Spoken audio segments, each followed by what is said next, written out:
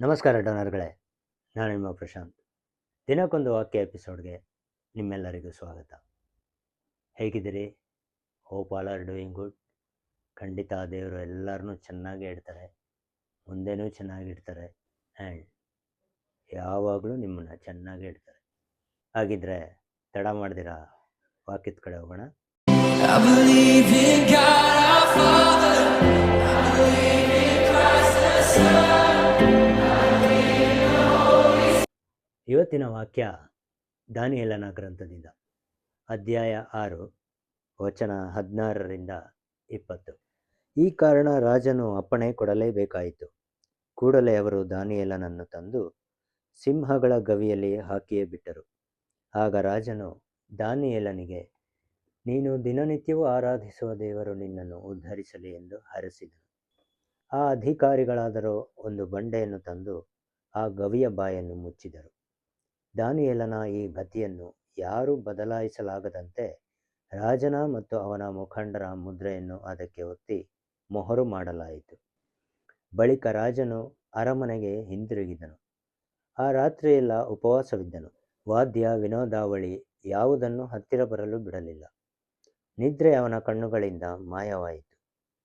ಮಾರನೇ ದಿನ ಬೆಳಗ್ಗೆ ರಾಜನು ಉದಯದಲ್ಲೇ ಎದ್ದು ಸಿಂಹಗಳ ಗವಿಯ ಬಳಿಗೆ ವೇಗವಾಗಿ ಹೋದನು. ದಾನಿಯೇಲನಿದ್ದ ಗವಿಯ ಸಮೀಪಕ್ಕೆ ಬಂದು ದುಃಖಧ್ವನಿಯಿಂದ ದಾನಿಯೇಲನನ್ನು ಕೂಗಿ, ದಾನಿಯೇಲನೇ, ಜೀವಸ್ವರೂಪನಾದ ದೇವರ ದಾಸನೇ, ನೀನು ದಿನನಿತ್ಯವೂ ಆರಾಧಿಸುವ ನಿನ್ನ ದೇವನಿಗೆ ನಿನ್ನನ್ನು ಸಿಂಹಗಳಿಂದ ಉದ್ಧರಿಸಲು ಸಾಧ್ಯವಾಯಿತೋ ಎಂದು ಕೇಳಿದನು.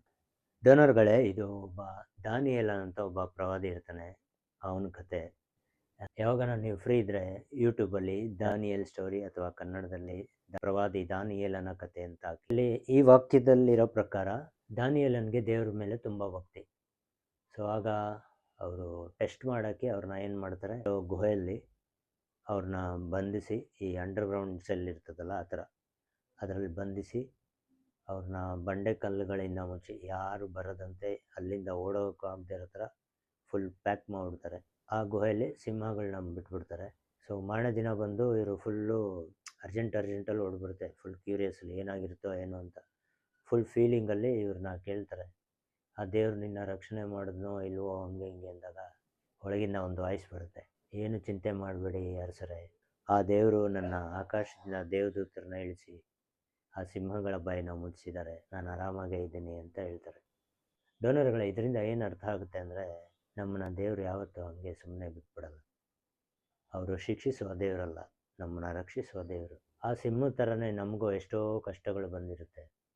ಬಟ್ ನಾವೇನು ಮಾಡ್ತೀವಿ, ಹುಡುಕಿ ಏನೇನೋ ನಿರ್ಧಾರ ತಗೊಂಡ್ಬಿಡ್ತೀವಿ. ಫೈನಲಿ ಅವರೊಬ್ರು ಇದ್ದಾರೆ ಅನ್ನೋದೇ ಮಾಡ್ತಾ ಹೋಗ್ಬಿಡ್ತೀವಿ ಅಲ್ವಾ? ಸೊ ನಿಮ್ಮಲ್ಲೂ ಯಾರ್ಯಾರು ಈ ಥರ ಕಷ್ಟಗಳು ಬಂದಾಗ ಅಷ್ಟೇ, ನನ್ನ ಕತೆ ಮುಗೀತು, ನನ್ನ ಕೈಯಲ್ಲಾಗಲ್ಲ, ಇನ್ಫ್ಯಾಕ್ಟ್ ನಿನ್ನ ಕೈಯಲ್ಲಿ ಏನೂ ಮಾಡೋಕ್ಕಾಗಲ್ಲ, ನಿನ್ನ ಕೈಯಲ್ಲಿ ಏನೂ ಕಿಸಿಯೋಕ್ಕಾಗಲ್ಲ, ನಿನ್ನ ಲೈಫ್ ಇಷ್ಟೇ ಅಂತ ಎಷ್ಟೋ ಜನ ಹೇಳಿರ್ತಾರೆ ನಿಮಗೆ. ನಾನು ಹೇಳ್ತಾ ಇದ್ದೀನಿ, ನಿಮ್ಮ ಕೈಲಿ ಎಲ್ಲನೂ ಆಗುತ್ತೆ, ನೀವೇನು ಬೇಕಾದ್ರೂ ಸಾಧನೆ ಮಾಡ್ಬೋದು. ನನ್ನ ಲೈಫ್ ಇಷ್ಟೇ ಅಲ್ಲ, ಇಲ್ಲಿಂದ ಸ್ಟಾರ್ಟ್ ಆಗುತ್ತೆ ನೋಡಿ ನಿಮ್ಮ ಲೈಫ್, ನಿಮ್ಮ ಒಳ್ಳೆ ಟೈಮ್. ಯಾಕಂದರೆ ನಿಮ್ಮ ಜೊತೆ ಇರೋದು ಯಾರೂ ಅಲ್ಲ, ದ ಓನ್ಲಿ ಲವ್ವಿಂಗ್ ಗಾಡ್ ನಿಮ್ಮ ಜೊತೆ ಇದ್ದಾರೆ. ಭಯ ಪಡಬೇಡಿ, ನನ್ನ ಕೈಯಲ್ಲಿ ಎಲ್ಲನೂ ಆಗುತ್ತೆ ಅನ್ನೋ ಪಾಸಿಟಿವ್ ಮೈಂಡಲ್ಲಿ ಮಾಡಿ. ಯಾಕಾಗಲ್ಲ, ನಾನು ನೋಡ್ತೀನಿ. ಇಷ್ಟು ಧೈರ್ಯವಾಗಿ ಹೇಳ್ತಾ ಇದ್ದೀನಿ ಅಂದರೆ ಅದಕ್ಕೆ ಕಾರಣ ದ ಓನ್ಲಿ ಲವ್ವಿಂಗ್ ಗಾಡ್.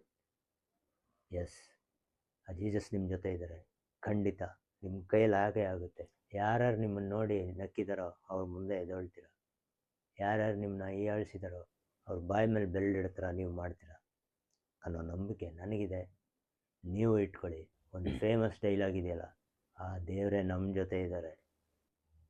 ನಿಮಗೆ ಗೊತ್ತಲ್ಲ ಅದು ಯಾರು ಹೇಳಿದ್ದಾರೆ ಅಂತ? ಎಸ್, ಅದೇ ಪಾಸಿಟಿವ್ ಮೈಂಡಲ್ಲಿ, ಅದೇ ಕಾನ್ಫಿಡೆಂಟಿಂದ ನಿಮ್ಮ ಕೆಲಸ ನೀವು ಮಾಡಿ, ಖಂಡಿತ ಉದ್ಧಾರ ಆಗ್ತೀರ.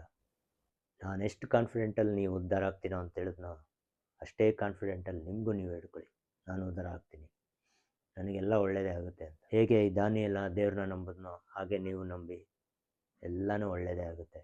ಸೊ ಇವತ್ತಿನ ಈ ವಾಕ್ಯ ನಿಮಗೆ ಇಷ್ಟ ಆಗಿದೆ ಆ್ಯಂಡ್ ಇದರ ಜೊತೆ ನನ್ನ ಮಾತುಗಳು ನಿಮಗೆ ಹೃದಯ ತುಂಬಿದೆ ಅಂದ್ಕೊತೀನಿ.